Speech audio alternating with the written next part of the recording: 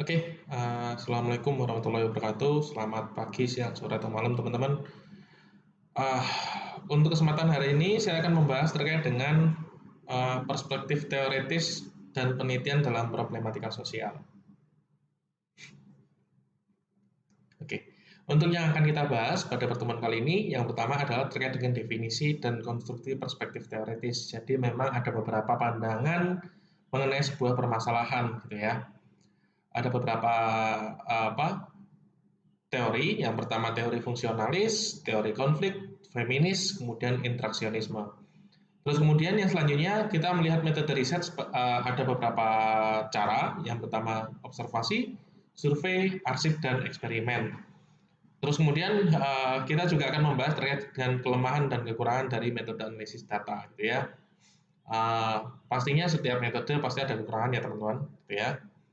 Pastinya terkait sampling, kausalitas, kemudian pengukuran itu sendiri. Yang terakhir, ketika kita memandang sebuah permasalahan sosial, kita harus memecahkan hal tersebut, gitu ya. Nah, apa yang bisa kita lakukan? Kita akan bahas itu di kategori, terus kemudian bagaimana kita memperlakukan riset sebagai tools untuk membantu memecahkan masalah, gitu ya.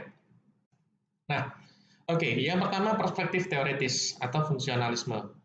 Ini dikemukakan oleh Durkheim tahun 1914 gitu ya, cukup tua teorinya, dan menganalogikan masyarakat sebagai anggota tubuh sesuai dengan fungsinya masing-masing. Jadi memang dalam struktur sosial atau dalam masyarakat, setiap orang itu punya fungsinya masing-masing gitu ya. Kita tidak bisa menyamakan kalau kalau orang Jawa itu menggunakan filosofi jari gitu ya.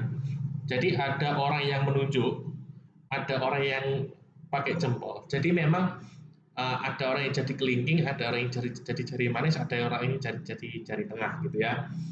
Nah, kalau orang Jawa ngomongnya kalau sebagai orang-orang yang penggede, pembesar gitu ya, orang-orang yang punya posisi dalam masyarakat, mereka pasti akan mendampingi orang yang terhormat juga gitu ya, atau misalkan ada tamu dari luar.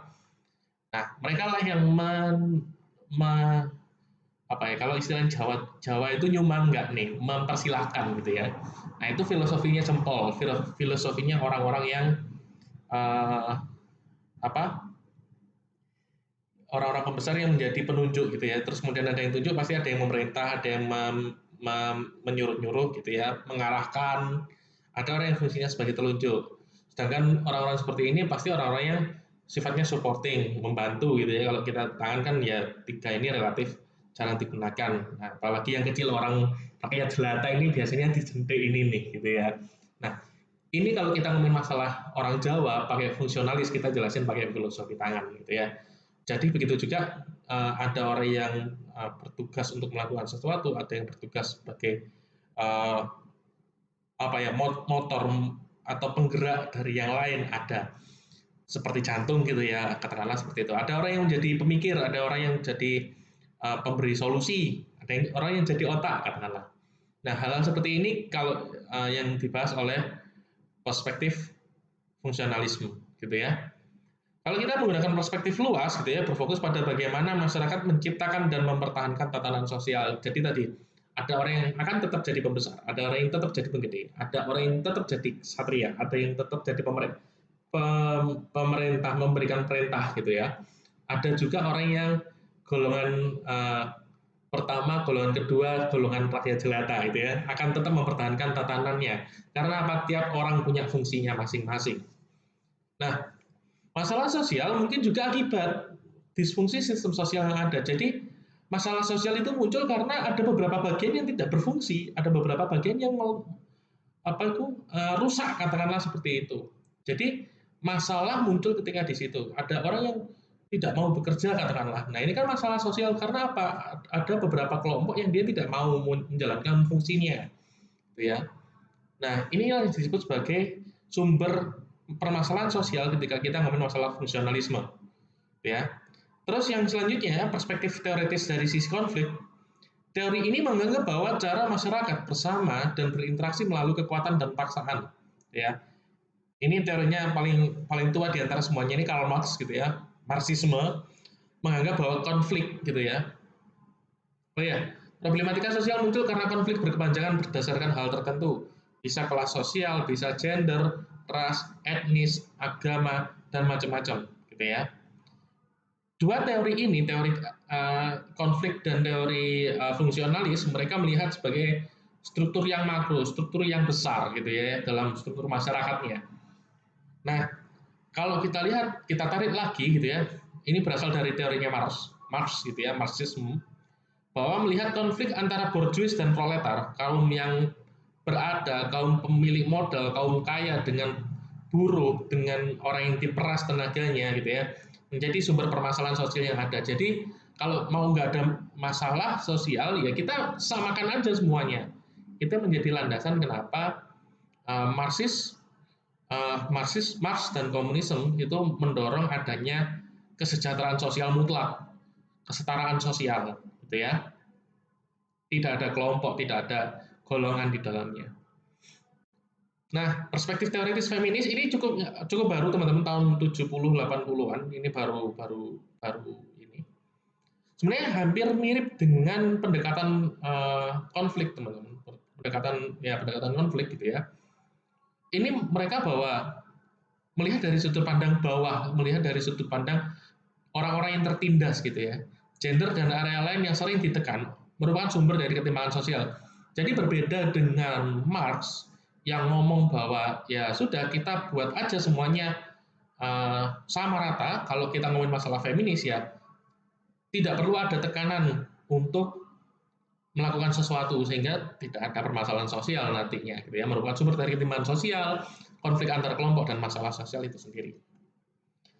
Nah, dan yang terakhir, ini adalah salah satu teori yang mengedepankan pendekatan mikro, teman-teman, pendekatan person to person, lingkupnya kecil gitu ya.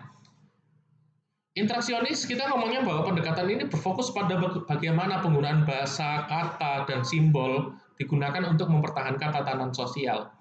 Jadi, di sini kita ngomongnya masalah mikro, kita ngomongnya masalah simbol gitu ya, interaksi, bahwa tiap orang itu berinteraksi lewat simbol. Teman-teman mungkin tahu gitu ya, ini membuat kalian lebih mudah ingat gitu ya, bahwa ya sempat ada kaos itu ya yang dia menunjukkan beberapa hal yang sederhana, makan, toilet, tempat tidur, terus kemudian logo kendaraan, pesawat. Nah itu kan sebenarnya logo simbol-simbol yang mendasar gitu ya. Nah kita tanpa bisa berkomunikasi dengan bahasa, kita nunjuk simbol tertentu, orang akan paham apa yang kita inginkan, gitu ya. Interaksi kita bisa tersampai kalau kita ada simbol. Nah, memang paling mudah itu ditujukan dengan bahasa gitu ya, yang paling jamak digunakan. Nah, melalui interaksi dengan orang lain, kita menjadi produk dan pencipta pada realitas sosial yang ada, sekaligus permasalahan sosial dibuat dan didefinisikan. Jadi, bagaimana kita menangkap, bagaimana kita menyampaikan simbol kita dengan orang lain gitu ya, itu akan menjadi permasalahan sosial yang ada. Contoh, misalkan gini, teman-teman, oke deh kalau misalkan, katakanlah aku nggak pakai video kayak gini ya, teman-teman, aku begini pakai chat, aku pakai kapital semua. Kalau orang baru kenal sama aku, gitu ya, menganggap bahwa aku orang yang ngegas mulu. Tapi kalau misalkan banyak dari kalian yang tahu, oh ternyata memang biasanya nggak bisa mencet tombol orangnya saya gaptek katakanlah, saya nggak bisa menekan tombol huruf jadi huruf kecil gitu ya, itu satu. Terus kedua, suara intonasi merupakan cara untuk penekanan simbol terutama bahasa gitu ya, untuk menekankan apa yang kita maksud, sedangkan pada bahasa tulis teks itu tidak muncul. Nah, beberapa halnya inilah yang membuat akhirnya kita seringkali salah paham ataupun kita tidak bisa mendapat makna yang utuh dari apa yang dibicarakan kalau kita ngomongin masalah pakai teks. Makanya perlu ada suara, perlu ada penekanan itu untuk memperkuat interaksi kita. Jadi kalau misalkan ada orang yang tiba-tiba marahkan, lo tulisannya nggak kapital semua, ya, kamu nulis kapital semua, kamu marah-marah tak? Ya maksudnya enggak gitu kan. Nah ini kan sebenarnya permasalahan sosial itu tercipta dari interaksi yang ada. Ya, kita menjadi produk dan juga kita menjadi pencipta dari permasalahan sosial. Ya, masalah muncul akibat salah dalam menyampaikan dan memaknai simbol seperti yang saya bilang tadi. Ya, jadi kalau misal ini hanya 3 ya teman-teman, tapi yang feminis masuk ke konflik teori gitu ya. Ini teman-teman bisa baca, bisa di post dulu kalau misalkan mau melihat lebih lanjut gitu ya.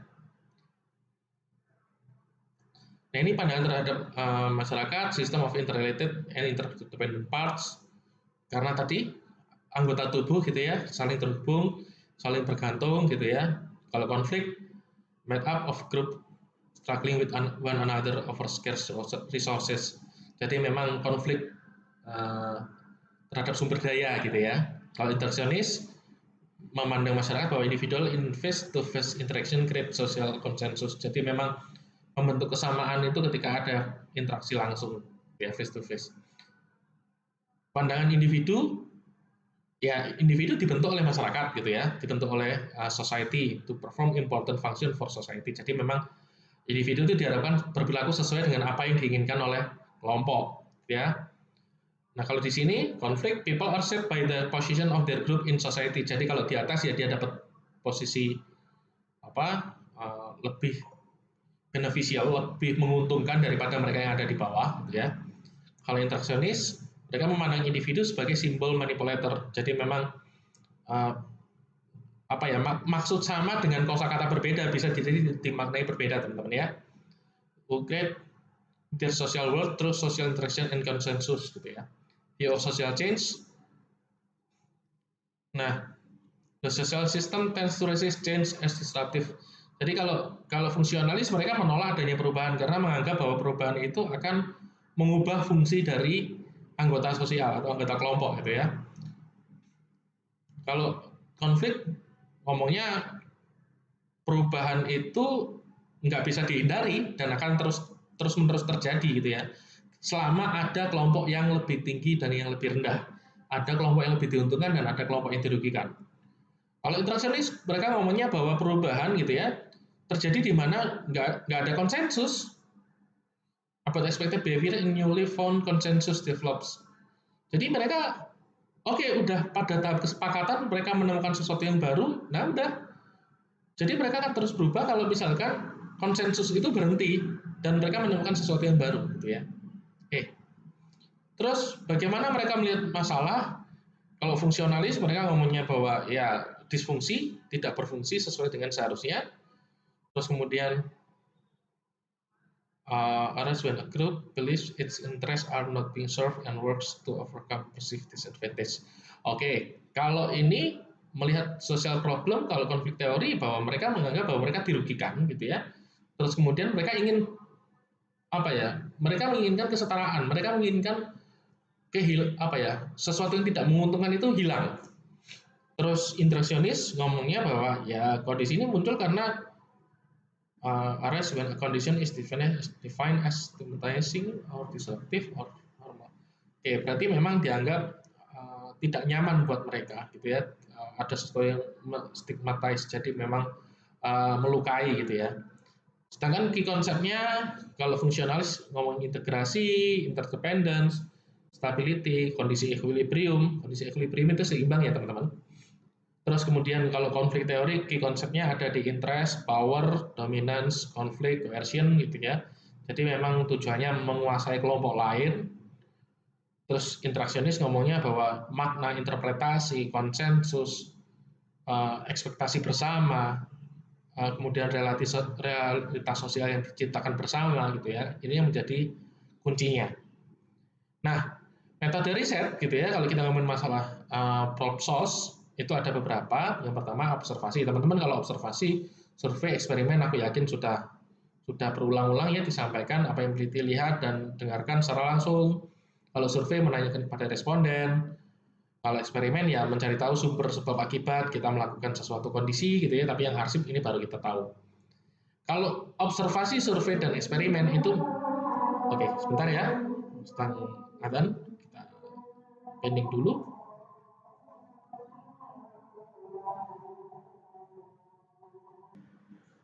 Oke, saya lanjutin lagi ya. Nah, kalau arsip gitu ya, kalau 3 observasi, survei, dan eksperimen ini adalah sumber primer, yaitu sumber yang didapat langsung dari narasumber atau dari responden.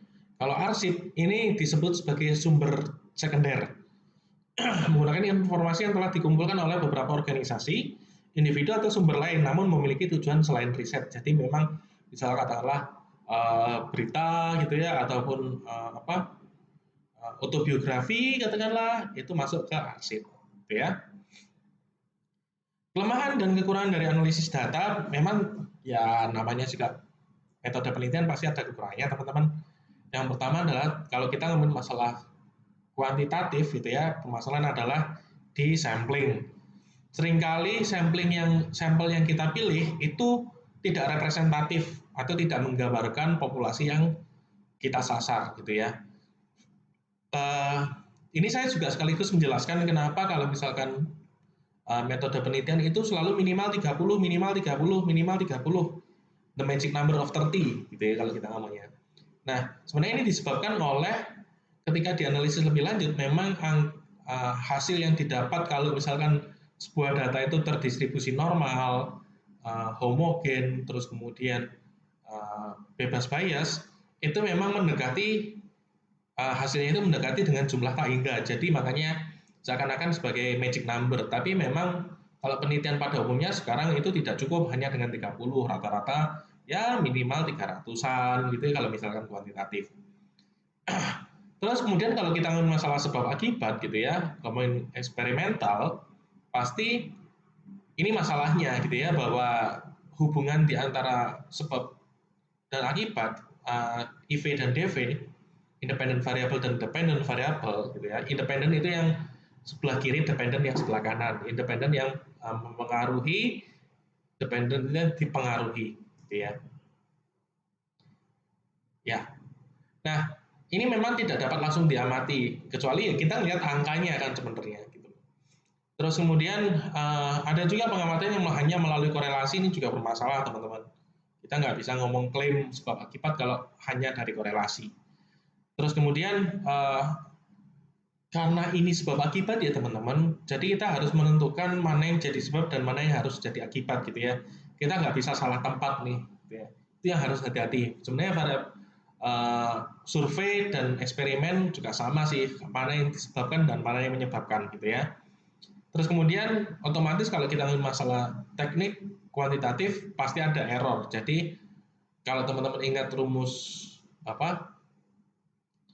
Oh ya, taraf signifikansi kenapa sih 5% gitu ya, yang 95%-nya dianggap benar, 5%-nya dianggap error, dianggap salah gitu ya.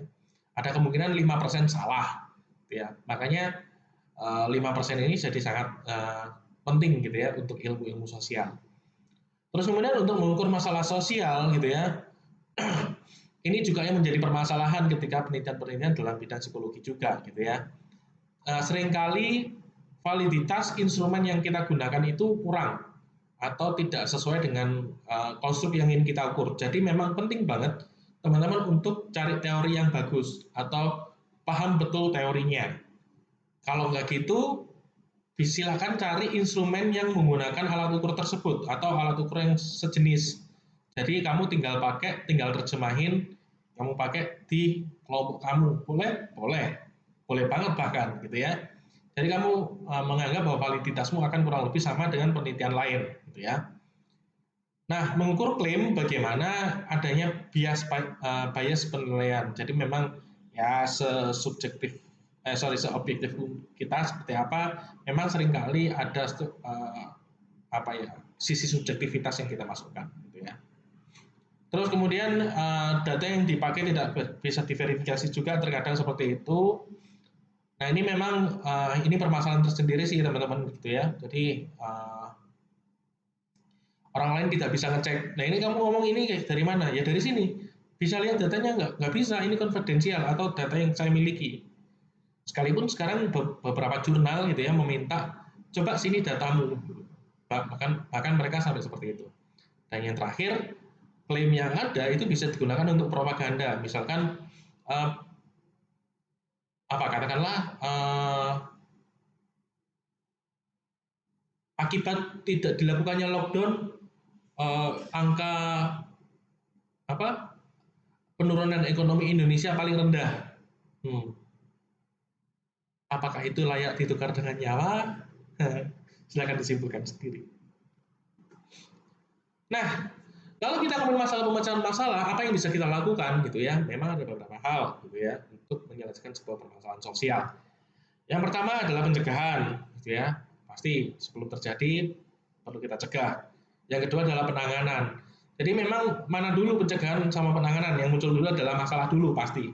Ya, ada masalah, oke, kita bisa melihat ini sebagai sebuah permasalahan, melibatkan banyak orang, berdampak besar, bisa diselesaikan oleh masyarakat secara umum, maka ini adalah masalah sosial. Kita tentukan dulu ini masalah sosial atau bukan. Gitu ya. Sebagian kalau udah masalah berarti kita perlu selesaikan, tapi untuk mencegah ini muncul lagi, kita perlu pencegahan. Jadi pencegahan, masalah muncul, satu bidang ke pencegahan, satu bidang ke penanganan. Setelah penanganan, kita bisa juga mengubah struktur sosial. Bagaimana kalau kita melihat apa deh?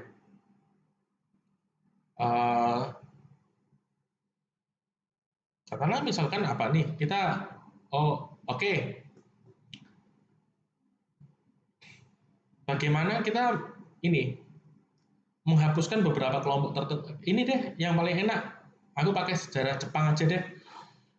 Gitu ya, sejarah Jepang memang ada beberapa kelompok yang dihapuskan, misalkan kelas samurai dihapuskan.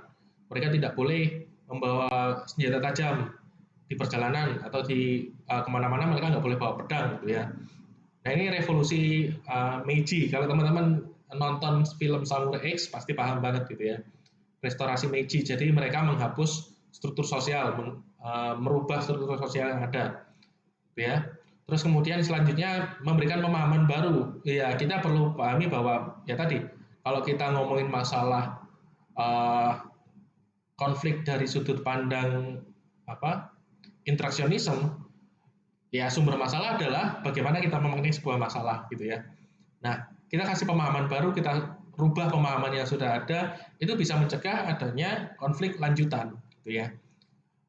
Oke, katakanlah misalkan gini, kalau kita gunakan seperti itu di Indonesia, contohnya adalah konflik antara orang Kristen dan orang Islam di Ambon, katakanlah. Salah satu program yang mereka lakukan adalah tukar keluarga. Jadi anak yang dari Kristen mereka mencoba hidup di lingkungan keluarga Islam, begitu juga sebaliknya. Nah ternyata mereka memahami ternyata apa yang digembor-gemborkan selama ini bahwa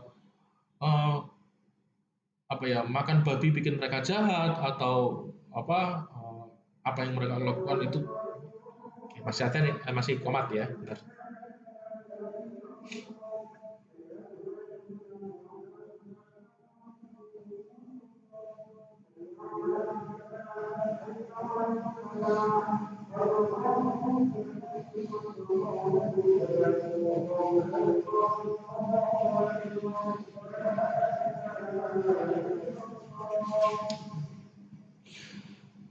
Oke, saya lanjutkan. Jadi seperti itu mampu mencegah terjadinya konflik lanjutan teman-teman. Jadi memberikan makna baru, memberikan arti baru. Bahwa tidak selamanya hal yang disampaikan itu benar gitu ya. Itu justru bisa merubah atau meredam adanya konflik.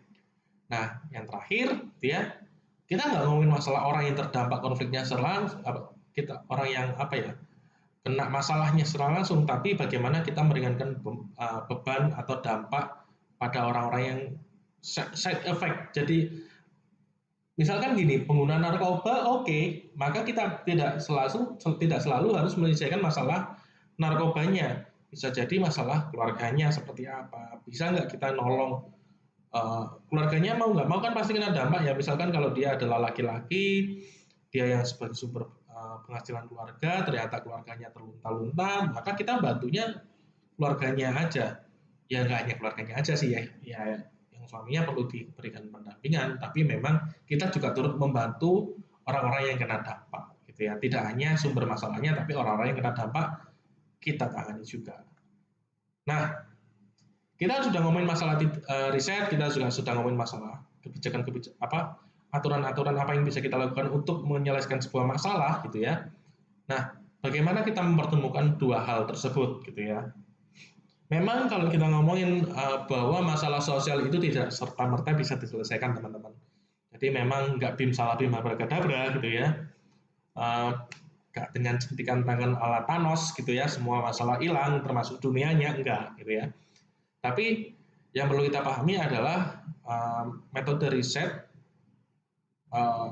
kita perlu sesuatu, kita perlu mengambil kesimpulan kita perlu mengambil tindakan untuk menyelesaikan masalah, terutama masalah sosial karena melibatkan banyak orang gitu ya, berdampak masif dan terstruktur gitu ya, masalahnya kena semua. Namun memang ada kalanya terhadap beberapa masalah gitu ya, penyelesaian yang kita ambil, solusi yang kita ambil itu belum tentu sesuai untuk semua orang. Karena apa? Bisa jadi dalam satu kelompok, satu komunitas gitu ya, satu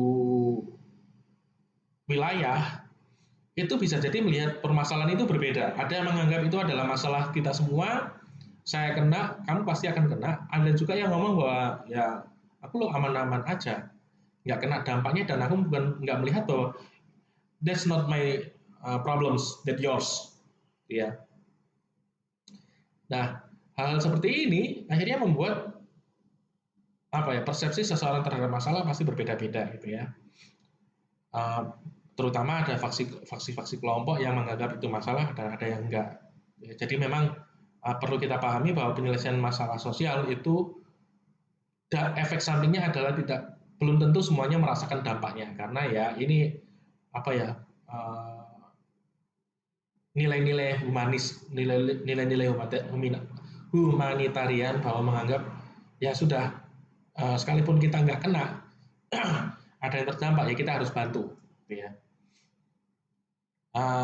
Begitu juga dengan riset gitu ya, ketika kita memberikan bantuan, ketika kita memberikan intervensi, entah kita memberikan prevensi, entah kita memberikan tadi, gitu ya, kita mengubah struktur sosial, kita nyari pemahaman baru, kita meringankan beban, kita perlu juga mengevaluasi, gitu ya.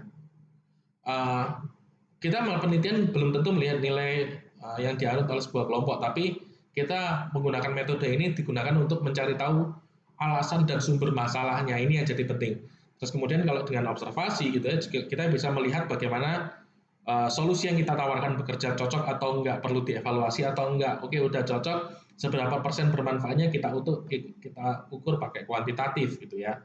Nah, hal-hal seperti ini yang akhirnya membuat penggunaan metode penelitian itu menjadi penting untuk proses pelaksanaan penyelesaian sebuah problematika sosial, gitu ya. Nah, oke, terima kasih. Sekian aja dari saya. Semoga teman-teman ada pertanyaan, gitu ya. Semoga bingung. Terima kasih atas kesempatannya. Selamat pagi, sore, malam, teman-teman. Wassalamualaikum warahmatullahi wabarakatuh.